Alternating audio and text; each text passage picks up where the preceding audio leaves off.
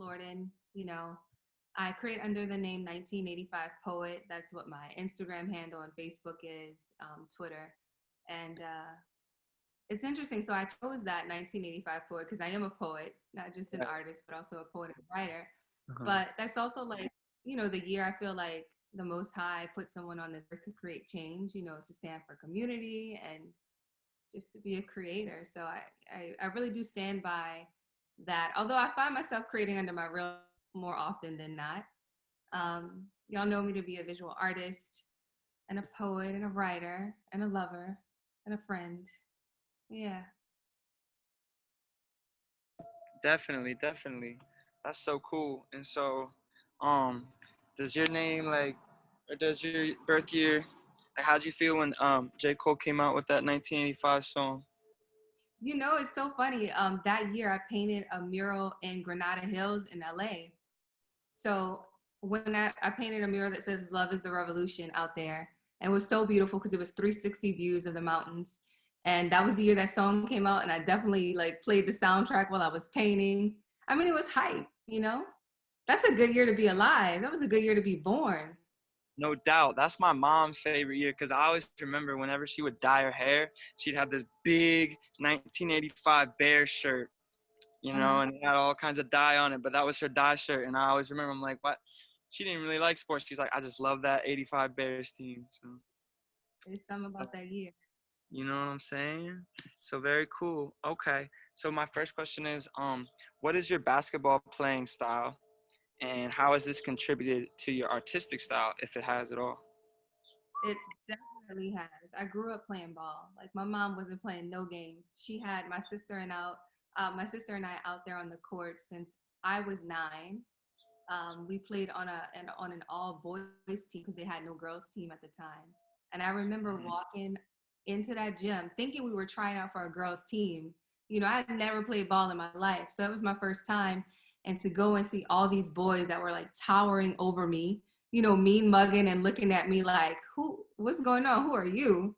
Um, and then to get on the court and literally cross them up. You know what I mean? Like I'm a shooting guard. My sister was a point guard, so I had some pretty good, a pretty good shot.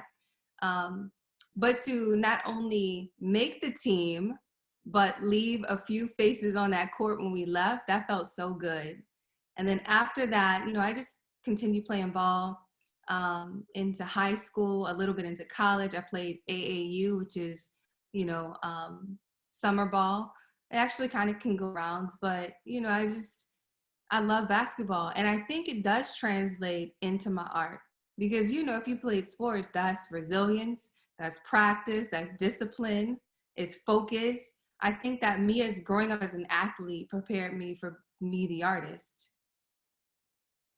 100%. So what you're saying is you had to put them in the mixer one time. They didn't even know it was coming, and so you also take that approach by breaking ground. Like they don't even know what's coming next. You know what? You're right. I mean, I was thinking about this earlier. For a woman, and there's women who work medals, right? Because I just did the basketball goal, and even before the goal, I did 2 other installations with medals. So for a woman to, pick up um, a sander and pick up all these different tools that are needed for metal fabrication, to learn how to weld and put things together, and the difference between iron and aluminum. So to do and learn lighting installation, I don't think anyone saw that coming. They were expecting me to paint a basketball goal, and I in turn did some welding and drilled through that iron rim and then installed lights, and then here we have this very different goal. Right. Like that's what I was gonna ask you. Like, what other projects have you worked on? Because it does not look like that was your first time picking up those tools. No, so previous to this, I have another installation that's at Studio B in New Orleans, and another metal installation that was a part of a city initiative, an exhibit with the city. This is I think it's my love. I started, so some of my main mediums, although I don't box myself in, I come from acrylics and I come from charcoals, and I've always had that visual approach, but I never boxed myself in. Another ode to sports, right? You know, just never kind of like standing within the limits. And so when I decided like I want to do something a little different, I want to work with metals. Like I want to challenge myself. I did it.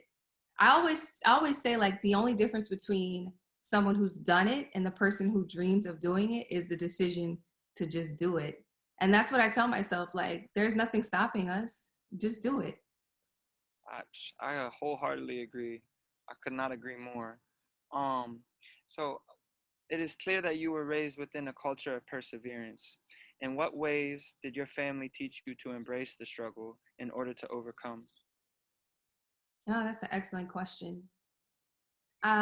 Being raised in a pretty modest upbringing, being raised modestly, living paycheck to paycheck at times, and seeing my parents struggle in that way, I don't even think it's an embracing the struggle. It is being within the struggle. You know what I mean? So it's less of an embrace and just being a part of that struggle and being a part of it, being immersed in the struggle. You always to get out, or you always look for ways to improve.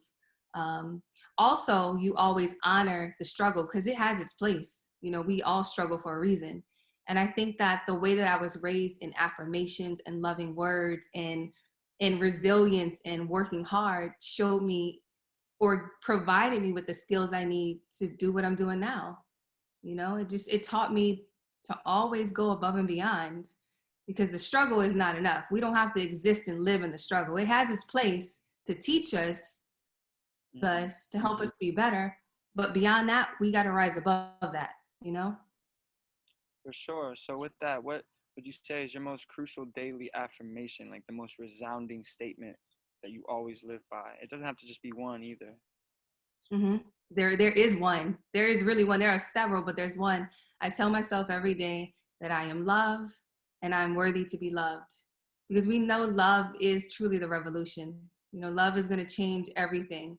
And Yeah, I that's make sure almost that like I saying I love you. You feel know what I mean? that. Like people think that's so weird. I'm sorry to cut you off, but like people think it's so strange. It's like no, it's just love. Like love is what it should be sent around more. It's so easy to spread negativity. You know? Yeah. And even easier to spread love, That's what you I'm. know? That's what I'm saying. So I wake So up every day to myself, I'm loved, I am worthy to be loved, and love is the revolution.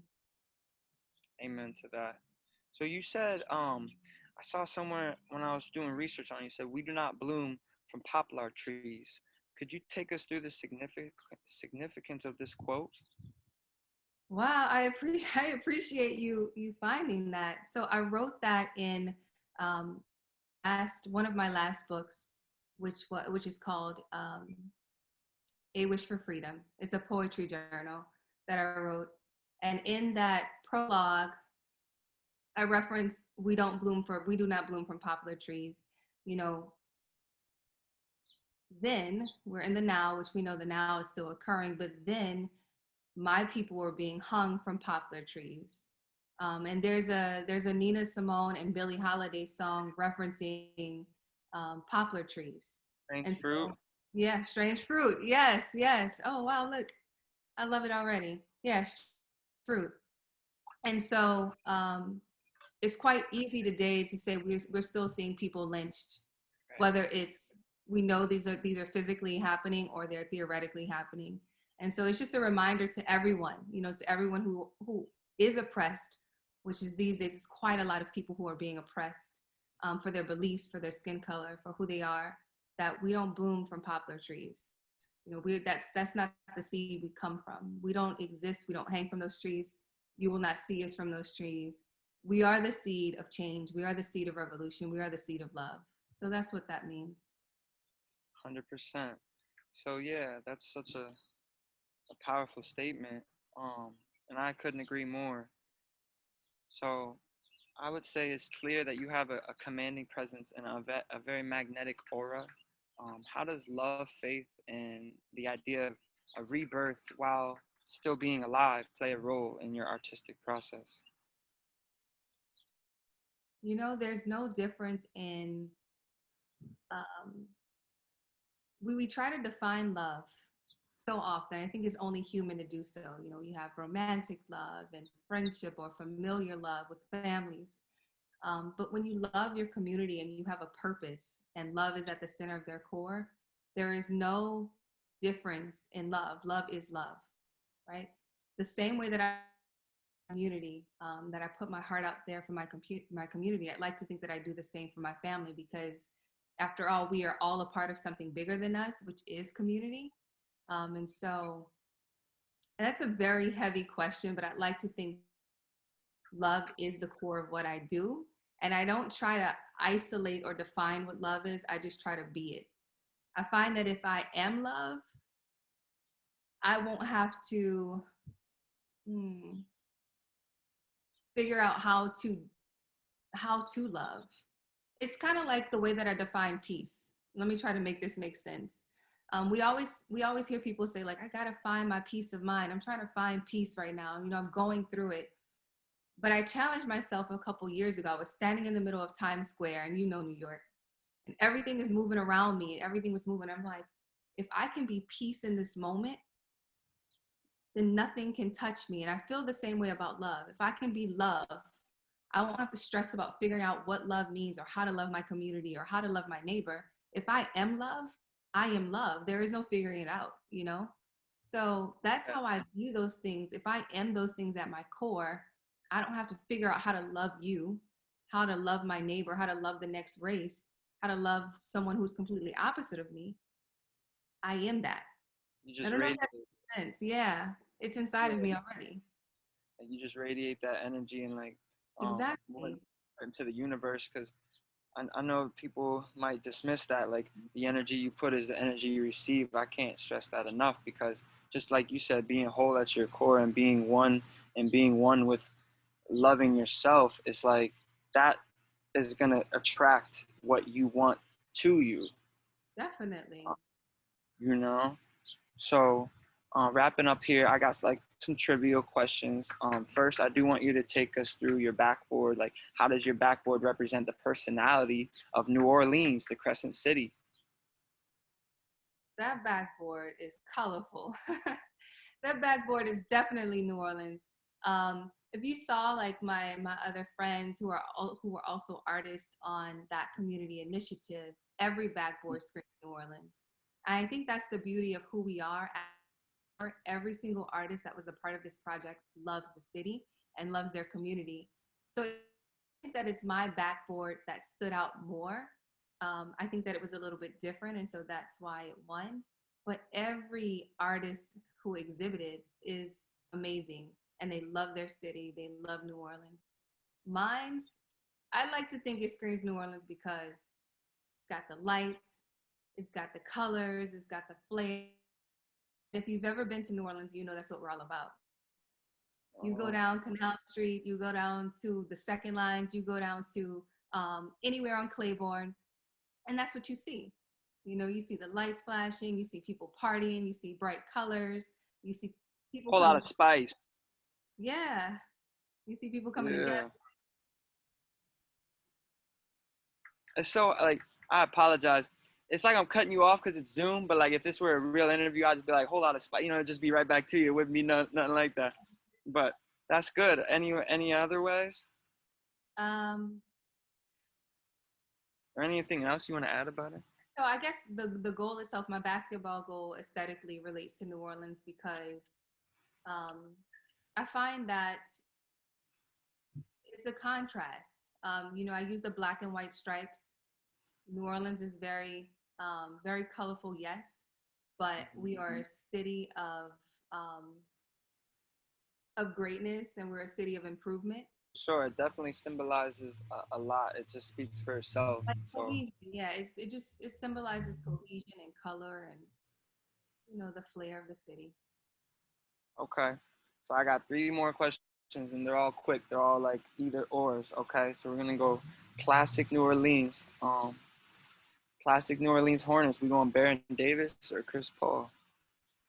Chris Paul, what you mean? Chris Okay, Paul, how come? all day.